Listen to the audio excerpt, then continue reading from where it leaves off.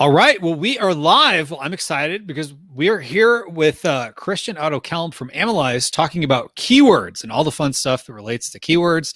So as you're joining us, folks, do me a favor. Let me know that you can hear us.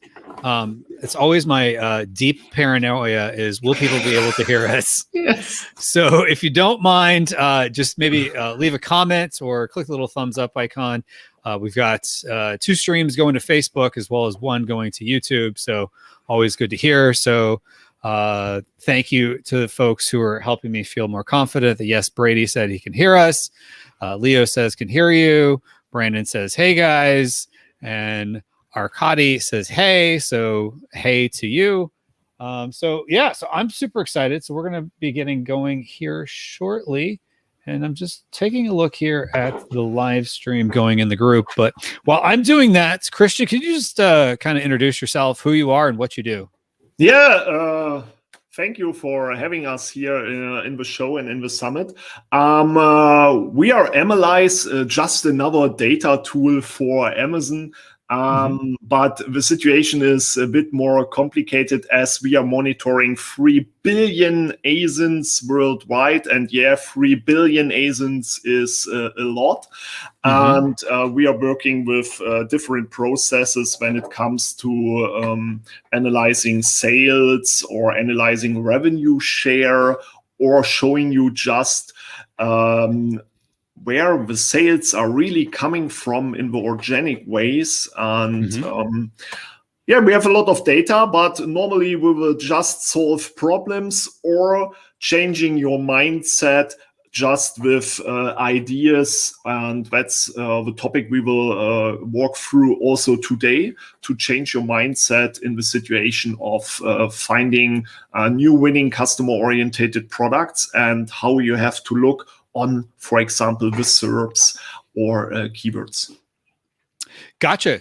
Yeah, all good stuff. And so what I highly recommend folks do is check out your presentation you did, your session for the e-commerce business builder summit, which if you're watching this live or close to the time we did it live, which is now July 29th, we announced recently that even though the summit was originally supposed to end tomorrow, the 30th, we're actually leaving everyone's access on through Saturday.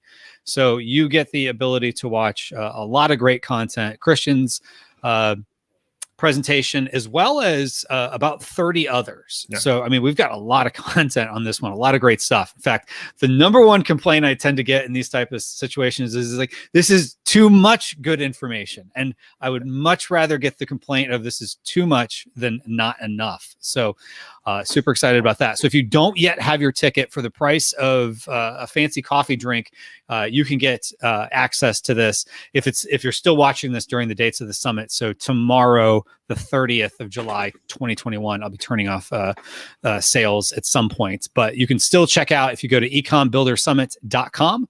You can grab your ticket for, again, a whopping $7. You can check that out. And we also have the ability you can purchase access ongoing, which would be, I'll just give a little insider tip. It's on the best deal if you've not yet purchased your ticket is on the confirmation page. So, all right. So with that, tell us a little bit about keywords and what do you think is people are doing well and what could they do differently?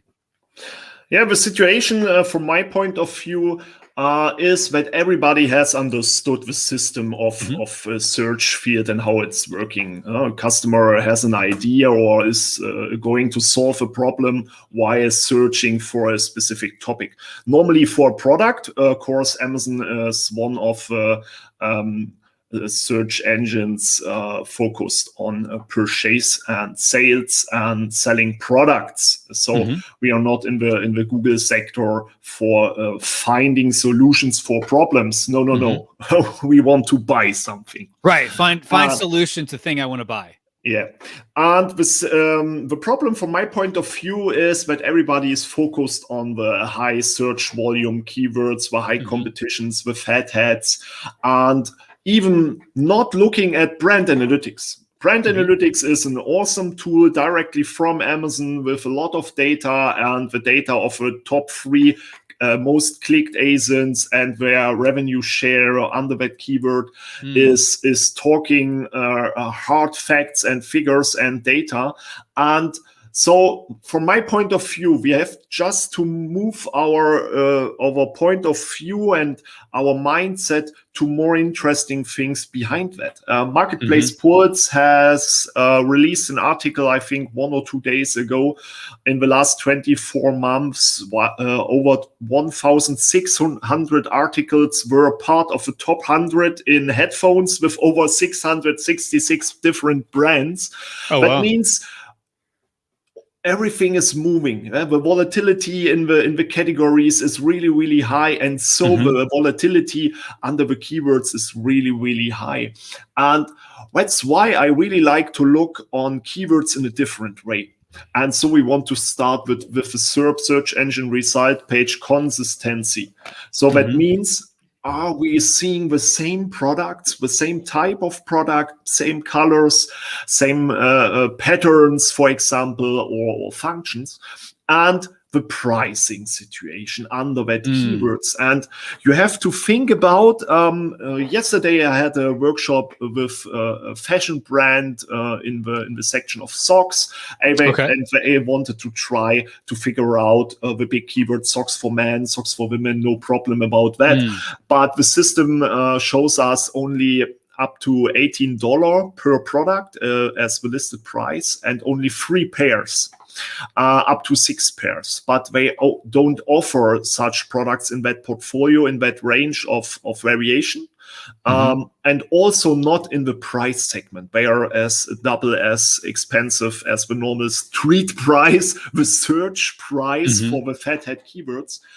And so you can use your budget for ads as you want. You can spend millions and millions of dollars. The customer don't care about. They will click you at least 1 or 2 times. You will pay for it, but you will not make so much sales like the best clicked ASINs. Of course, the SERP site consistency is really talking like the customer is going through a search with buying behavior and also with search behavior and clicking behavior. Not all in the search is just sorted by purchases. There's a lot of other situations like click traffic and the time a customer is spending and the add to cart rate without purchases, also interesting facts. And you have to analyze this. It's not sensible to go for a high volume keyword without understanding the SERP site as it stands at all with the different or same products, with heterogeneous products or homogeneous products. In other words, they are more similar to each other or they are different, really, really different to each other. Of course, you can learn from that in different steps. So from my point of view, it's really, really hard to see people making their decisions up by looking at the keyword once. You maybe need to look at the keywords, for example, brand analytics once a day or weekly based or well, that's a lot of work. Monthly based. Okay, yeah, that's probably better. you can maybe see the different situations of the changings on the sites and also of the different buying behavior. Of course, we are talking about in the German market 18 million people, in the US market over 250 million possible customers you can reach, and they are not always buying the same pair of socks all over the year. No, we are not. Right. And that's a problem normally everybody is ignoring directly. And with that situation, that is really easy normally. Everybody understands, okay, all the products are black, 3 pairs, and the price of, let's say, $15 up to $20. Okay, I understand it. Where's the red one between it? Maybe statistically one special fact or external traffic or such things. But normally the consistency is speaking to you and offering you the normal opportunities. With that, we have to talk about volatility. Okay. Of course, normally you're looking at a word, at a keyword, high search volume, everything is fine. but you're missing the changing situations of the shown products. The search engine result pages have a lot of volatility, and it differs from category to category. You can use tools like, of course, Analyze. We have developed a special situation for that, for the different categories, for the main keywords of the different categories. And then we can show you, is there a high volatility or less volatility? That is really interesting to judge, for example, your advertising or your sales. Of course, if is the volatility normal, stable, you have a problem. If you have a high volatility, everything is changing under the search terms. Everybody has to face that problem in ads, in organic positions, and you don't have to focus on your product detail page and searching for your own problems. Of course, the whole category is facing problems. The customer is maybe searching in a different way. Let's talk about socks. In the winter, we are looking for warm socks, even if we use the keyword socks for men. In summer, we are looking for socks for men, of course, but we are looking for no-show socks or angle socks or low-cut socks. We are wearing different colors in summer than in winter, different forms and shapes, and also patterns. So that is really interesting. And you need to understand that the volatility is a given fact you can use for you, especially if we are talking about high volatility. That means the products shown under the high volume or normal volume keywords are changing all the time. That is absolutely perfect to start in that competition course. It's easy to come up, but it's hard to stay there. But it's a fact. You can not imagine how powerful that information is, for example, for advertising. Of course, you know your organic position is switching all the time, but you can stay there with your top of the search ads with a multiple percentage up to 900 for top of a search, and you have to buy your position that you can stay there all over the time. Even the volatility is really high. If you're talking about a really, really bad volatility, that means the SERPs are basically the same over the time, monthly, quarterly, or maybe a year. The search engine result page, okay. Yes, and they are showing all the time the same results. That maybe means that the customer is absolutely fine with the products they are seeing. They are buying the products they are seeing. They are fine with the price. They like it. Everybody understands the shown products. And nobody wants a different color, a different shape, or a more expensive one or high price product. And that's interesting, of course. It's really hard to come there. But if you're in that situation to reach organic positions under that low volatility keywords, you will stay there even without advertising. And that is a thing nobody is really thinking of in using their own ads and building up their own ad strategy to figuring out, is it a word with a high volatility? I need to stay up there because my organic ranking is changing all the time. Or I can just lean back. My organic position is safe. I'm under the top 10 or maybe first site. It differs a lot, or desktop to mobile, of course, to the situation how it is shown. But the ads are not the main thing to convince the customer to click on my product and later hopefully purchase the product. And that's really, really interesting from my point of view. To change the point from which we are looking at a keyword. Everybody's just talking about search volume. Maybe somebody is talking about buying power. That means the buying power behind a keyword, how many money or how much money. Sorry, typical German guy who don't understand the difference between much money and many money. Of course. No. I think you're doing great. So let's get into some of the tactics of what you do to work on some of these things. Now, I know we're starting to get a couple questions, or actually we got a question about, can they ask a question? Will I be able to ask him questions about sponsored ads? I would say absolutely. Especially when it comes to keywords, how many data points are you guys operating with? Yeah, if we have calculated, I think in the last talk we have found a way. If we are talking about 3 billion ASINs, we are looking at, and we are watching at 120 million keywords. You can just try to multiply that with each other, and then we are also working in the BSRs on the product detail page. So it will sum up to a lot of billions. That's a lot of server space, yes, that is a lot of data, but as Amazon, everybody knows, over 150 data points on the product detail page, Amazon is just looking at. So we are way behind that, but we are way better than a lot of other data-driven ideas out there. Of course, with a focus on data, you can offer better solutions from my point of view, data-driven solutions, not the fact like, yeah, I think from my heart, I really like that keyword and I want to bid $5, even it doesn't make sense. I really like it just more the seems way like with it would be data. good. Yeah, exactly. All right, so let's use data to answer this question here. At what point do I stop running unsuccessful campaigns for a product? Now, I have a couple follow-up questions to that. I would ask myself, one, what is the definition of a successful campaign? Absolutely. Exactly. And two, is it stop the campaign or is it make changes, pull some levers? So and maybe Brandon's asked himself all these questions and done all that, but I would be curious about that.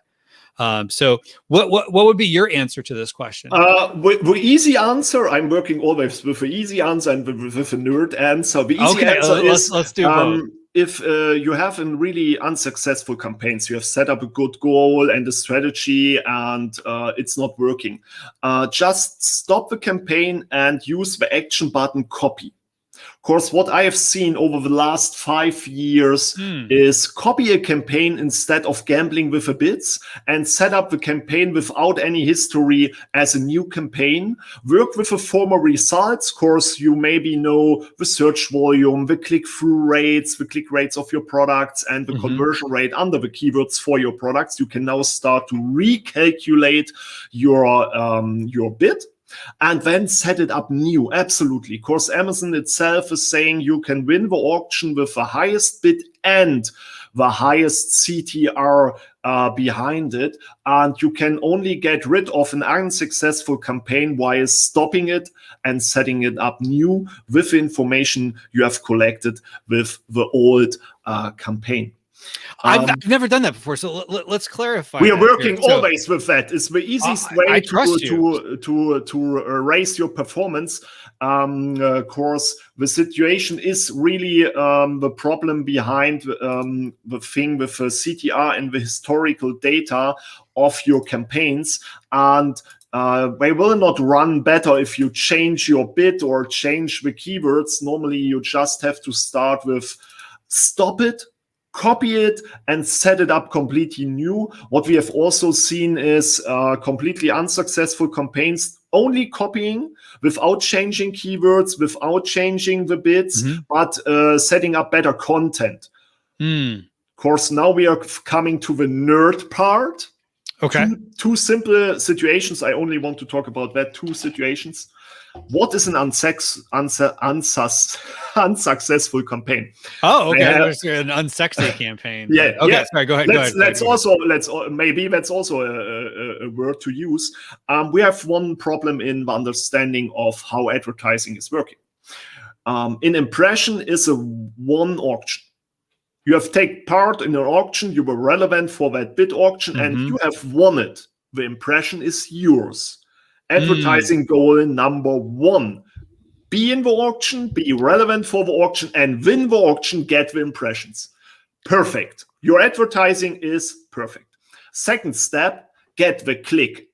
The click means the customer has seen your ad and wanted to click on your product. Maybe just, of course, to interest, nice picture, a nice pricing, or a good title. And you've got the click.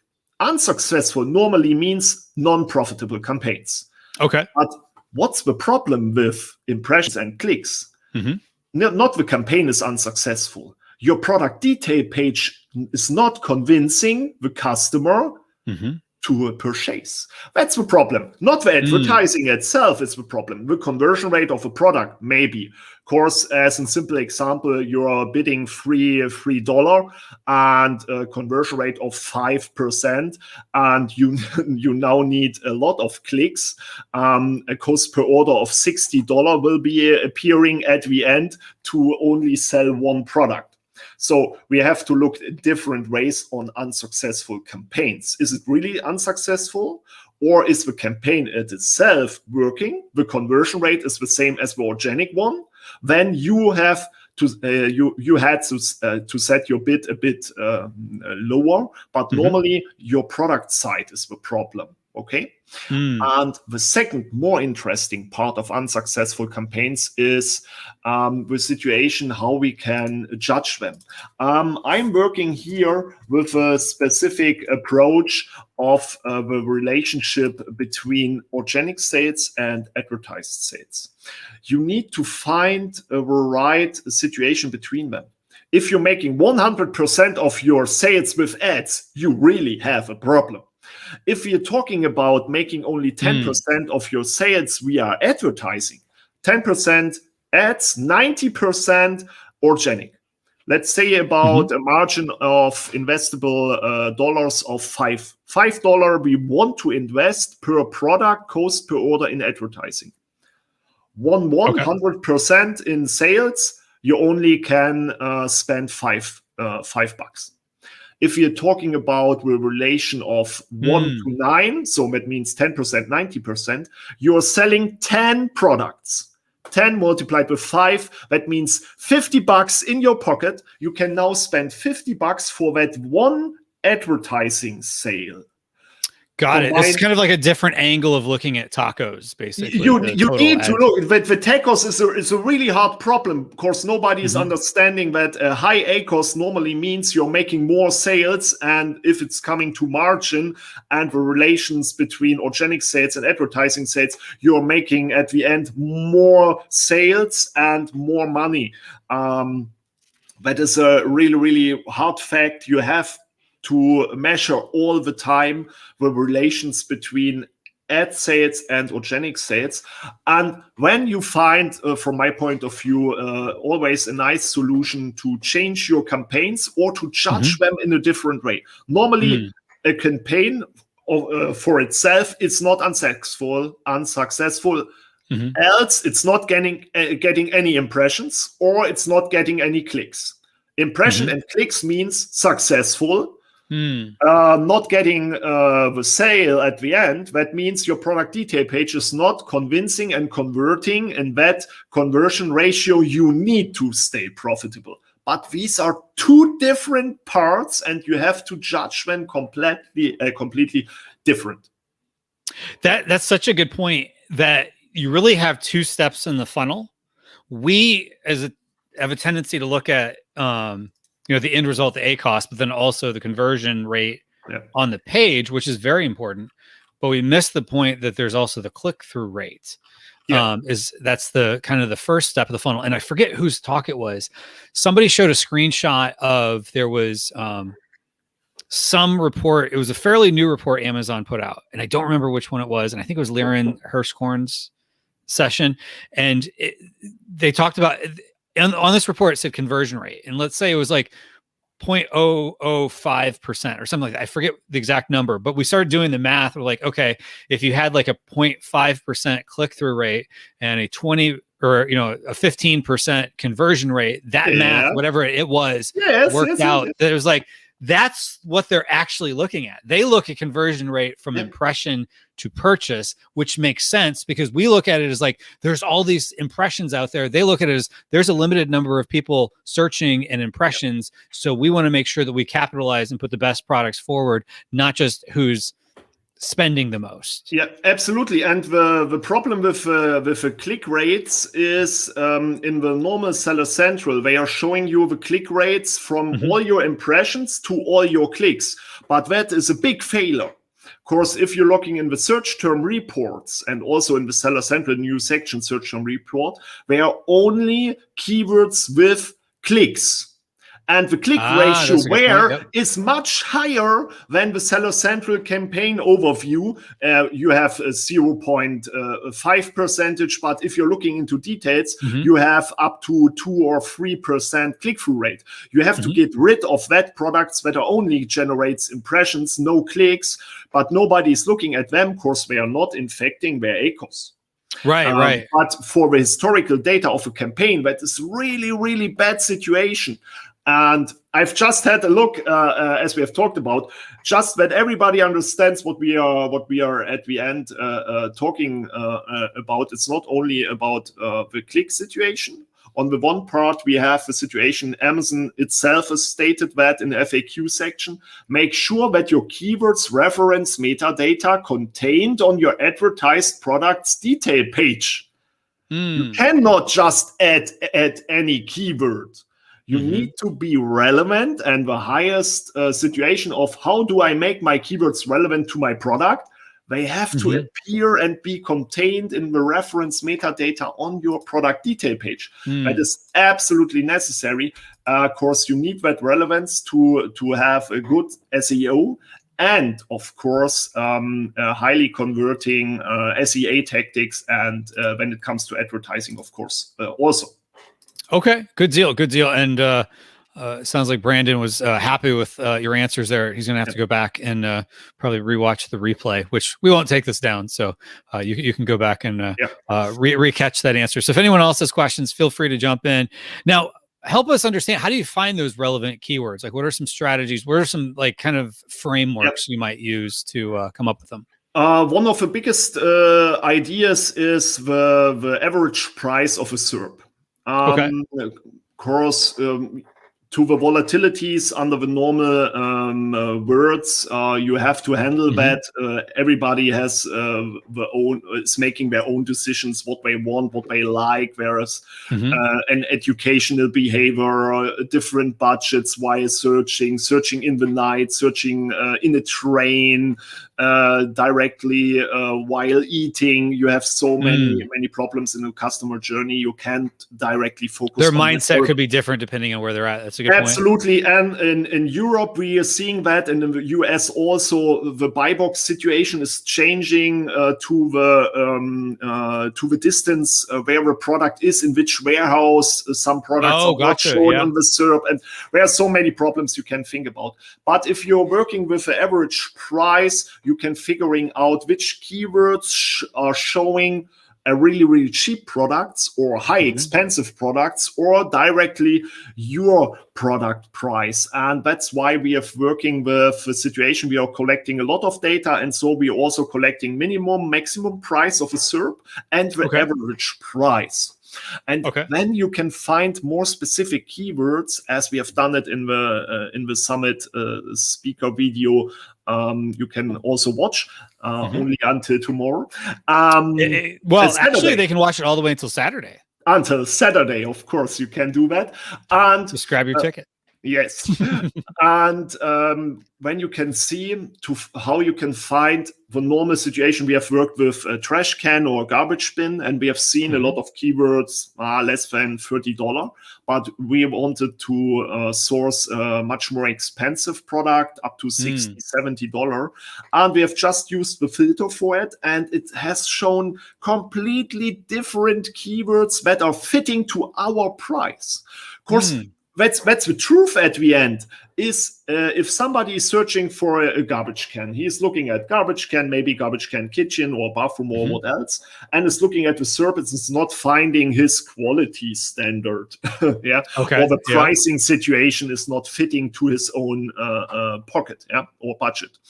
And so we are starting to search with filters, price filters, or next site, or different categories until they find where a product. But maybe we're adding aluminum or specific features with sensor, with no touch, or something else that is raising the price caused by the word a garbage can, trash can with sensor is, or smart garbage can with app Yeah, Is that a thing? No, at the moment not, but maybe. It's probably coming soon that, Alexa, take the bin out on, Tuesday night, so Wednesday pick up or whatever the case is. Yeah, yes. In Germany we have that one with that reminder for which garbage can course we are recycling freaks with all the different situations. Oh, wow.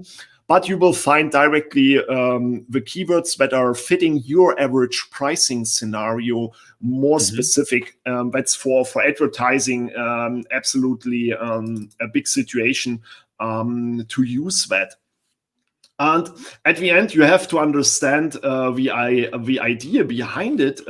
It's at the end not complicated, especially if we're talking about ads. Of course, Amazon has stated it's really simple in the definitions. The advertiser who has the highest bid and expected CTR wins the auction and gets the right of impression for that search. Mm-hmm. Just remember, as I have said, a good campaign means you got the impression, you won the auction. The advertiser, that's the first battle. Yep. Yes, the highest bid and the expected CTR wins the auction and gets the right of impression. And if you're working with that senseless high search volume keywords like garbage can kitchen with your €100 trash bin, you will not receive good results. Oh, because it's such a high volume keyword, and the average that's price not what people are looking for. Yes. And so people are like, oh, yours is €100 or $100 and everything else is 20. Yeah. And that's a problem. You please don't ignore that. The SERP sites are talking to you, the customers talking to you. The SERP sites are a combination of sales, clicks, traffic, and the customer journeys of millions and millions of people, like the Rockwood said. And that makes it really, really easy. Of course, if you have the data, you can make better decisions and you can find the perfect bidding scenario, the keyword scenario, especially for your products, not only with advertising, of course, also with SEO tactics. Okay, gotcha. So all these things come down to have the right relevant keywords for your product. And, one of the things, and this is kind of a controversial topic here that we're going to get into, at least that I'm going to bring up, that I've found some people seem to take this as controversial, that, people want to go after the high volume keywords because, they look at a tool, this is the highest volume, so just go after this and I have a successful product.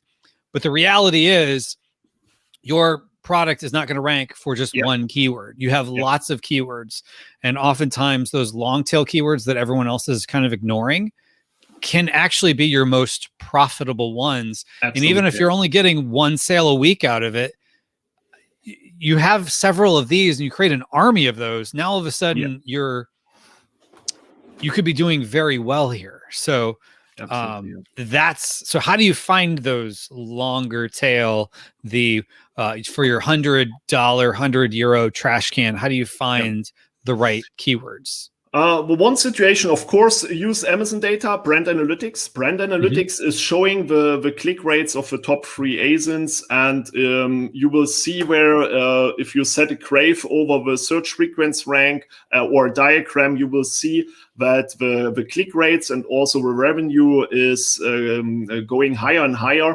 as more specific the keyword is. More information, more details. Socks for men. Socks for men, plague, size 8 to 12.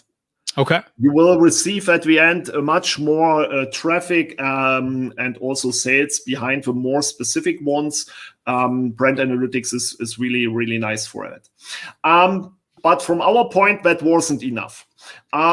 We have built up our own system to solve that really most interesting problem. Of course, as you have said, we want to build an army of keywords with maybe less competition, but with always sales. As everybody is saying, never run out of stock. From my point of view, never run out of sales. Okay, you can have as many stock as you want. As nobody is finding you or buying you, you have really a problem.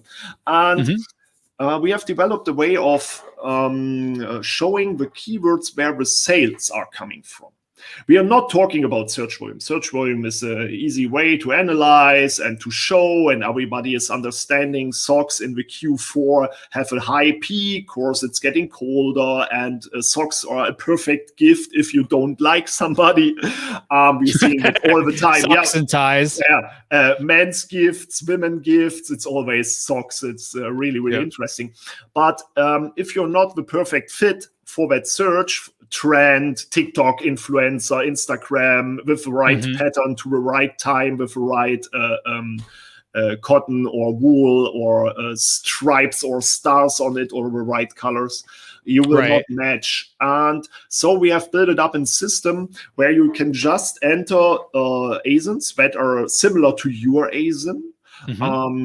But it's really, really, really necessary to only look at the same ASIN scenario. Don't try to use white socks and black socks and combine it and try to find that out. Or as we have done it in the video before with the trash cans, the black ones, the aluminium ones, the round ones versus the ones with pedal and bin. The lid and the pedal. Okay. And we have shown that some products are directly searched for the same topics. Garbage bin, trash can, and all that's main synonyms that are making most of the search volumes. But as we have looked on the sales, we have figured out one is only searched while a combination of kitchen, and the other one, like the little black ones, were always board at the end. We are a search combined to bath and bathrooms. And that is the huge topic we have to look at. Not where somebody is searching for the high volume keywords everybody is searching for, looking at the search engine result page, and then is figuring out, nope, that is nothing I want to see in my kitchen or in my household. Then they are starting to go more specific. Enter a new keyword, change the filter on the left side, or starting a complete new search. And that's the situation. Everybody is starting with the same word, but then it becomes more specific. And that is the situation Brand Analytics is also showing. And we have found out a way to judge that data and to show directly where the organic sales are coming from. And from my point of view, I want to show my ads and my products under keywords where somebody is making purchases at the end, and not where somebody is just looking for a product and then decides that he needs to focus on a more different specific keyword. When you can call it brand awareness or consideration campaigns or so, or in other words, wasting money. Brand awareness is a topic. Yeah, you have to go for it, but only if you are really a brand. And it's one thing like if you're Pantene or Coca-Cola. It's also another thing, I think, too, like if you're a supplement and you have high lifetime value of a customer. Like if they come back, they might come back, every month for a year and do subscribe and save. So that could be worth it to you. But socks, maybe they come back and they buy another pair of socks. But or even probably another example would be that is annoying brand marketing. Yeah. If you have a calculator, you probably don't need to brand your calculator unless you have a whole slew of products that people are buying once they get the calculator. But in most cases, you want to be very targeted with kind of direct response of, you put out an ad and they purchase, and is it profitable? So do you mind getting into a couple more questions? And as you said, you have to think about, are you looking for a brand or are you looking for a solution? And if you're looking for a solution, the brand, I don't care about the brand. I want socks. I just want socks. Yeah. And that's such a good point because, on Amazon, people are almost coming to, I know we talk a lot about brand tools, and we have another question here about brand. Actually, since we're on the subject of brand, let's get to this question from Brandon. And everyone else, feel free to jump in if you have any questions here. So should I try to get branded right away? I just launched my first private label product. I'm assuming Brandon means brand registry. I say, why not? Because, you get extra data, you get more protections. It doesn't hurt to, protect your brand with the trademark that you're going to need anyway. So I would say do it sooner than later. as long as you feel that your brand, you have a potential for it before putting out the extra money for a for a trademark. But what are your thoughts on this? And kind of absolutely, you're wasting potentials without brand registry course to enhance brand content, sponsored brands, sponsored display ads. So you need that features. And normally, if you're hijacked also, and you are the owner of a trademark and the brand registry owner, you can get rid of the hijacker much more easily. And if it's just a product to try how it works, how Amazon is working, maybe you can stop that waste of time of brand registry and all that stuff. But you will not be able to use all the portfolio Amazon is offering you with ads or content. So of course, from my point of view, if it's not about the money behind it and paying a lawyer and all that thing, please use brand registry, build up a brand, trademark, just for your protection. We are not talking about becoming the next Coca-Cola or the name must be the best or so. We are talking here about serious facts and possibilities like ads, like content, and you will receive a lot more offers from Amazon via brand registry or registered brands. Yeah, absolutely. And one of the things with Amazon is, to the point we were making before, is Amazon is very much solution based. You type, you search, you find. And so if you think about it, I don't know there's ever been a time where brands that no one has ever heard of sell as well as they do on, Amazon's website, where it's like in some categories, you might have some big legacy brands that actually, their review scores are lower, even getting away with sometimes the review tactics some people use. But, I think brand owners can do, like small brand owners like us can do more to be more targeted and find the right solutions for people and be more nimble.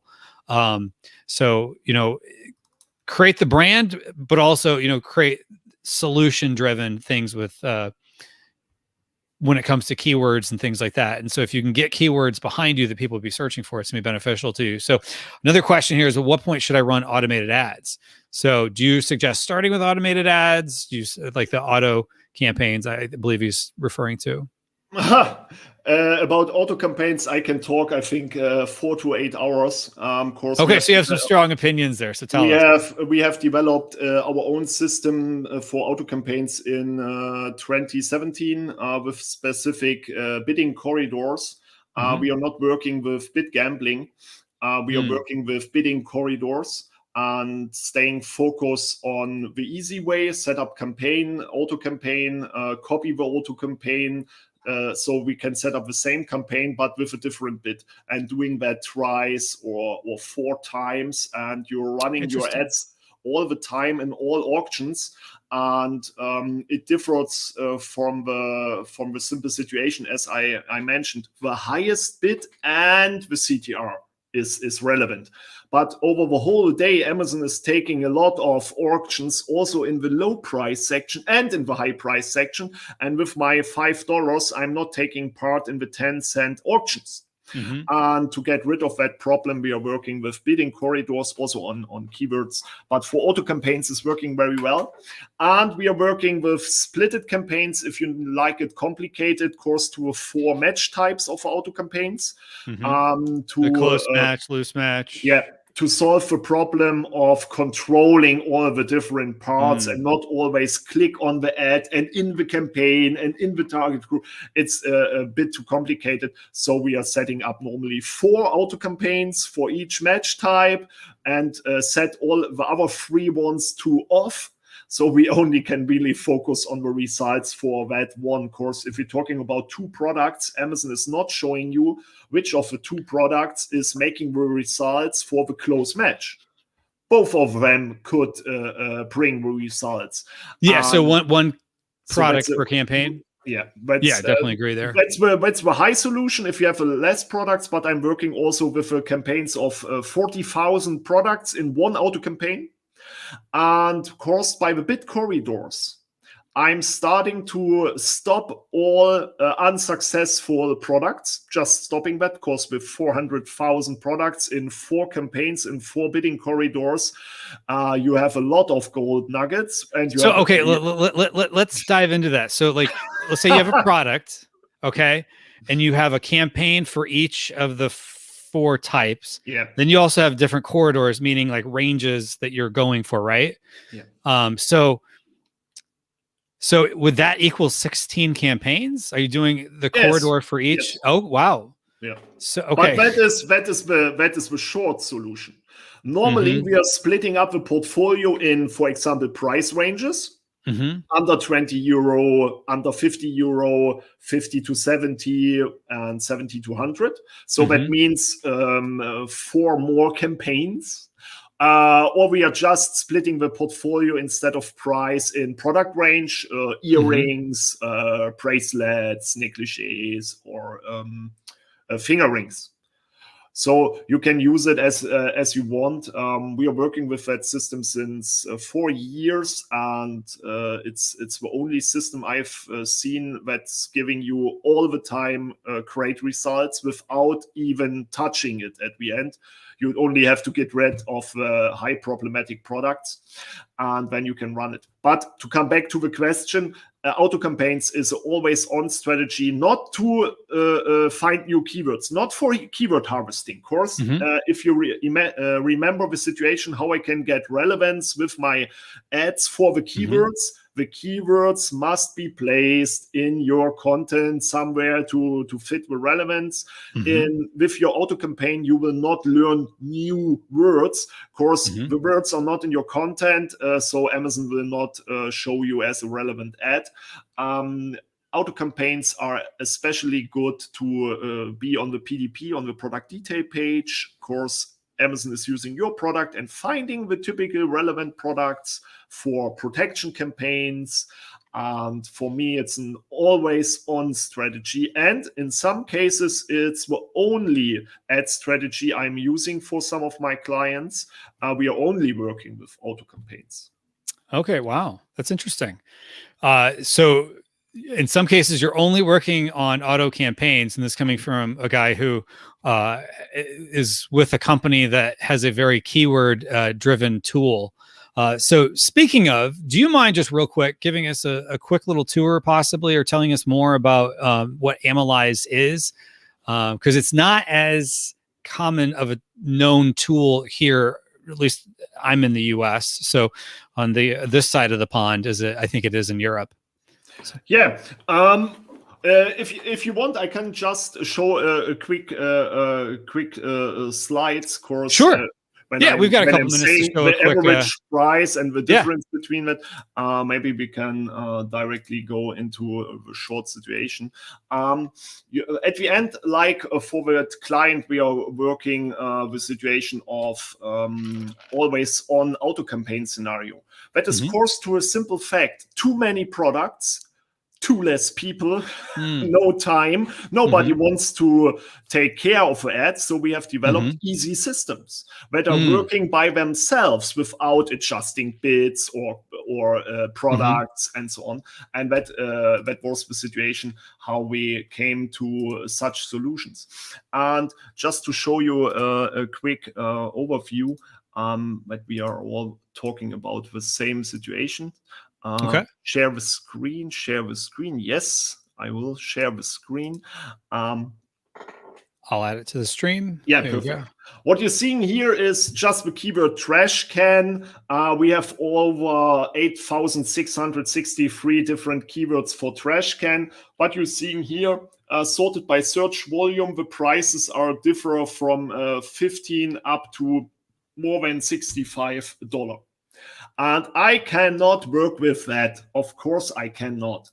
I will only start to focus on a specific price range. And so if I do, the keywords will change massively from that scenario to that scenario. Search volume, buying behavior, it will change. And that is good that it's changing because you now can start to focus on what is the customer looking for, which keyword is he using when he is interacting with an average price scenario on the SERP site result pages that fits to my price.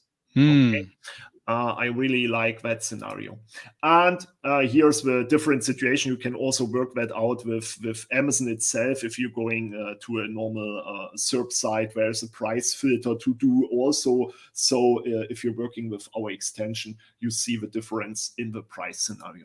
But much more interesting is the fact we have talked about. Everybody is looking on the top products. Everybody is looking on that 1, 2, maybe 3 products and saying, these are the best sellers. We only look at their sales. They are making sales. Maybe they are good. Hopefully they are good.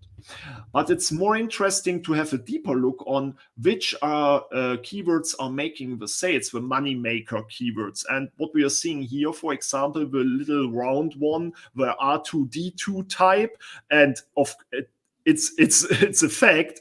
Worldwide, a lot of customers are searching R2D2. Course to the format of that little bin, and the revenue share is really high when it comes to bathroom. On the other side, the black ones here have a lot of search volume and revenue share behind typical situations like small trash can with lid, slim garbage can, step trash can, narrow trash can, that are not the high search volume keywords. That are the high revenue share keywords of that products. And if we are going more into details, you see the typical kitchen trash cans and where the sales are coming from in that scenario. And I think it's really interesting, but we can do it more highly scientific if we're talking about the situation where the sales are coming from. We will get rid of all the senseless stuff that is having search volume, but it's not making any relevant revenue share. So what you're seeing here is we have cut all the keywords by revenue share. I think it was in the example 0.1. And we have still 95% of revenue share, nearly 77% of search volume, but only focus of 56 keywords in special. And if you're talking about that situation, only near 10% of the keywords are making 85% of a revenue share, and it's combined only 25% of search volume. And that is the interesting part behind it. We have done it in different categories, and what we have seen is if you're focusing on search volume, you will only operate with at least 50% of a revenue share. If you're using the revenue share, you will make up to 75% of a possibility of a possible sales, and that is the interesting part. I think we all have to look at. And the scenario behind it will go more deeper as we have developed directly with that a specific situation called entities. Of course, now everybody knows the keyword where the money is coming from, but nobody understands the keyword situation. You can have a look at the keyword phrases. You can try to judge them separately if they are relevant or non-relevant. But we have developed such a system, and that is the last topic we need to talk about.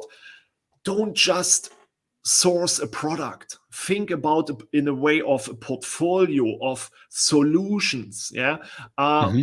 We can here directly see specific scenarios like also the fresheners. Maybe if you're selling a garbage can, you also need the freshener spray. If we are talking about the specific portfolio, sometimes they are using stickers on that products. To mark them as that is my trash can, even especially when it comes to outdoor usage. And you can directly see all the different scenarios clustered And that's the interesting part. Everybody's looking on search volume and which keyword is maybe relevant. At the end, a large range or our little army that is making sales is the relevant set of keywords. But what is the most common way of understanding? And so we have built it up specific scenarios and clusters like features, locations, properties, models, sizes, and also colors, patterns, and styles. And so you can find that solutions much more easier instead of looking at only sales overall, search volume overall. Of course, if you have a good influencer or a good ad strategy on Instagram, Google, Facebook, and so on, you will make sales, you will generate sales, but the traffic is more coming from direct links or maybe some URLs, and we are just only looking at the organic sales, at the organic revenue share, and that is, from my point of view, the interesting scenario where you should look at. And that's the reason why we are offering the data normally in a different way and using a different mindset of thinking, not to convince you at the end, but to make you thinking about what you're going to try. As you have said it before, we need our army of keywords that are working for us. We are not working with the one superhero keyword where the customer is just only searching and looking for solutions, but can't find the specific solution for the specific problem. If it comes to features, shapes, patterns, colors, prices, and all the scenarios, we need a different look and a different judging to make better decisions at the end. And data-driven is much more interesting than feelings. I agree. So if somebody wanted to look into your data-driven product, where would they go? You mean example which products or where to start? If they wanted to check out Amalyze, or I'll give you a hint. There's a link in the description. Yeah, you can directly start with a free account. The accounts are a free setup. You have only a limited amount of usabilities per day, of course. When the easiest way, from my point of view, if you want to try to use our product and our tool, is use our webinars. We have all the webinars in German and English each month, and also weekly based. And the more interesting part normally is to directly set up a call with our support or also directly with me. Of course, we are not a normal tool. We are working more in a scientific way with more data, with specific solutions. But without knowing your specific problem, we cannot offer a standard universal solution. Nobody is working with standard solutions. Of course, what is working on garbage cans will not work in fashion. Right. What is working on fashion will not work with vacuum cleaners. And so at the beginning of our customer journey with Amalyze, we will start to understand your problem and offer the solution directly. And if we don't have that solution, love it. We can. Well, that's awesome. So yeah. I hate to cut it off, but we got to run to our next meeting. For those of y'all who are VIPs, you can meet me in the VIP session, which is check your email. It'll be a different link than it was for yesterday. This was super helpful. Definitely got some compliments here. So thank you so much, Christian. This was great. Thank you for having me here. We will stay in contact and let's talk about auto campaigns. Maybe we'll have another discussion just on auto campaigns. That could be fun. Awesome. Thanks so much. Bye.